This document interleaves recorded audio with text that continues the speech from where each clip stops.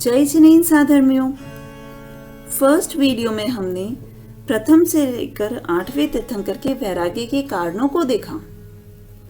Second video में हमने 9वें से लेकर 16वें तीर्थंकर के वैराग्य के कारणों को देखा और जाना।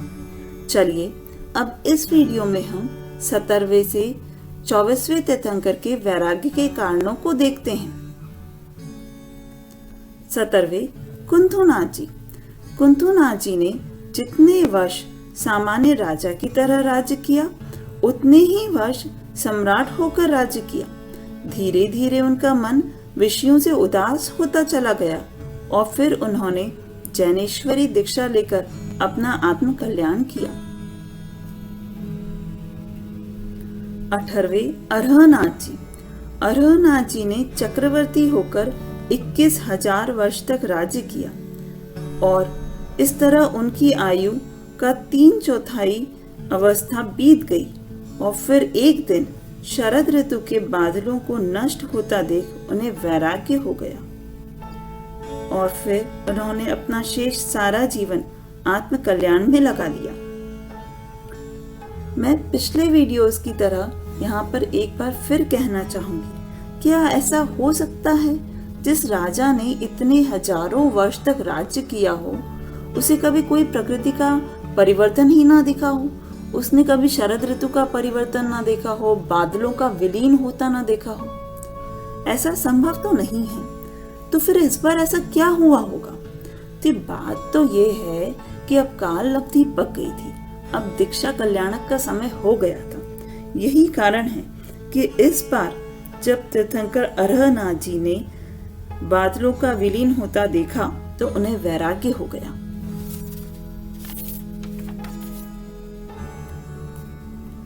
19वें मल्लीनाथ जी। तीर्थंकर मल्लीनाथ जी की आयु जब 100 वर्ष की हो गई, तब उनके पिता कुंभ ने उनके विवाह की तैयारियां की। मिथिलापुरी को धूमधाम से सजाया, बाजों से पूरा नभ गुंजायमान हो गया। राज परिवार विवाह उत्सव की तैयारियों में लग गया और उधर मल्लीनाथ जी महल में बैठे विचार करने लगे। विवाह एक मीठा बंधन है, इसमें फंसकर मैं अपनी आत्म स्वतंत्रता को खो दूंगा, इसलिए मैं इन भौतिक भोगों को त्यजकर आत्म कल्याण में लगना चाहता हूँ।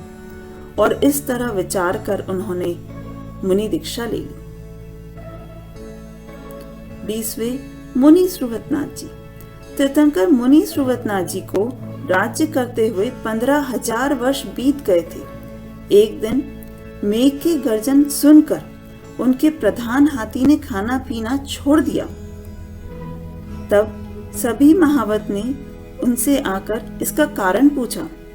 तब उन्होंने अपने अवधि ज्ञान से सोचकर बताया, यह हाथी इससे पहले भव में तालपुर नगर का राजा था। उसे अपने कुल, धन, ऐश्वर्य का बहुत अभिमान था। एक बार पात्र अपात्र का कुछ भी विचार किए बिना उसने किमिच दान की घोषणा की और दान दिया, जिसके कुप्रभाव से मरकर वह हाथी हुआ। अब इसे अपने पूर्वभाव का कुछ भी ज्ञात नहीं है। यह तो सिर्फ वन में रहने के विकल्प से ही दुखी हो रहा है। तीर्थंकर के यह वचन सुनकर हाथी को अपने पूर्वभाव का स्मरण हुआ और उसने व्रत धारण कर लिए। इस घटना से मुनि श्रुवतनाथ जी संसार परिभ्रमण से उदास हो गए और उन्होंने अपने आत्म कल्याण के लिए मार्ग चुन लिया और मुनि दीक्षा ले ली।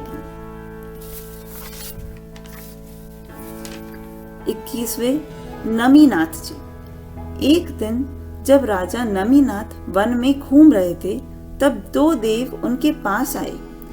तीर्थंकर ने उनके आने का कारण पूछा तो वे बोले, हे नाथ, जम्बूद्वीप में विधेय क्षेत्र में वत्स कविता देश में अपराजित नाम के तीर्थंकर हैं। कल उनके समावरण में किसी ने पूछा, क्या भरत क्षेत्र में अभी कोई तीर्थंकर हैं?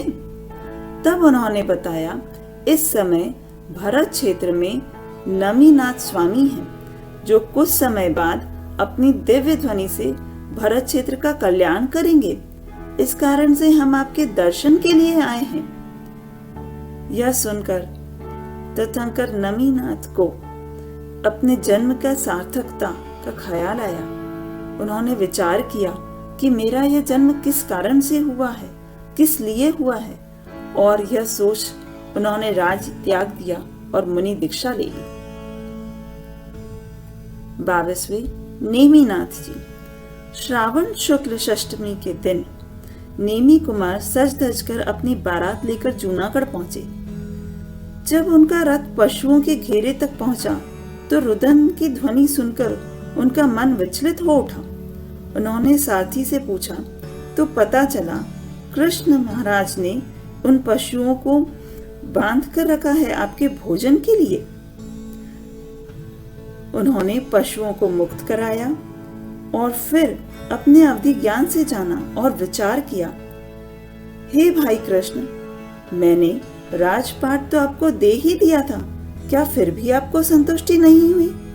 फिर भी आपको शंका बनी रही कि मैं ये राज्य पर कब्जा कर लूंगा? और यह विचार कर उन्होंने सोचा, यदि आपको मुझ पर अभी भी विश्वास नहीं होता है तो मैं यह सब कुछ छोड़कर अभी ही वन में चला जाता हूँ।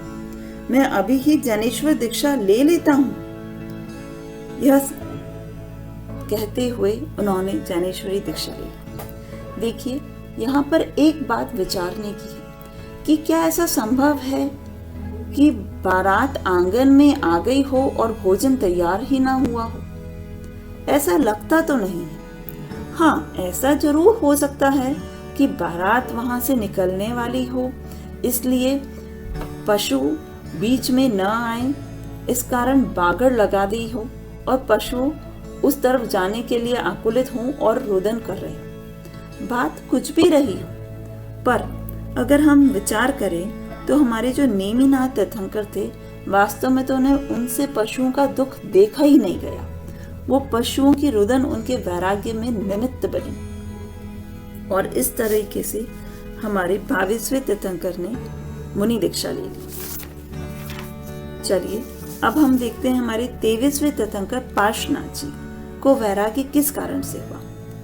काशी वाराणसी में जब तीर्थंकर पार्श्वनाथ जी की आयु 30 वर्ष की हो गई थी, तब एक दिन अयोध्या के राजा जयसेन ने उन्हें अति उत्तम भेंट प्रदान करने के लिए दूत भेजा। राजा पार्श्वनाथ ने भेंट स्वीकार की और उस दूत से अयोध्या के समाचार पूछे। तब उस दूत ने पहले तो ऋषभदेव और अन्य तीर्थंकरों का वर्णन किया। उन्होंने उनकी राज्य का, शासन का और धार्मिक व्यवस्था का बखान किया। फिर रामचंद्र जी, लक्ष्मण आदि की वीर गाथाएं सुनाई। दूत के मुंह से यह सुनकर तीर्थंकर को यह विचार आया, अरे मैं भी तो एक तीर्थंकर हूँ। मैंने अपने जीवन के 30 वर्ष तो यूं ही सामान्य मनुष्य की तरह बिता दिए। अब तो मैं अपना कल्याण करूंगा, अब तो मैं अपनी आत्मा में लगूंगा। और यह विचार कर उन्होंने मुनि दीक्षा लेने का दृढ़ निश्चय कर लिया। 24वें महावीर जी।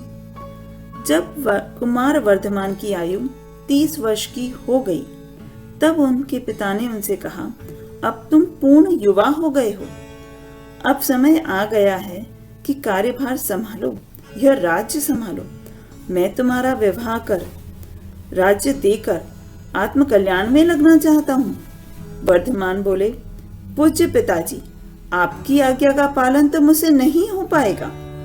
मेरे जीवन के 30 वर्ष व्यतीत हो चुके हैं। अब शेष आयु में अपने आत्म कल्याण में लगाना चाहता हूँ। मुझे आज्ञा दीजिए, मैं वन जंगल में जाकर मुनि दीक्षा लूंगा। और इस तरीके से हमारे अंतिम तीर्थंकर ने मुनि दीक्षा ले ली।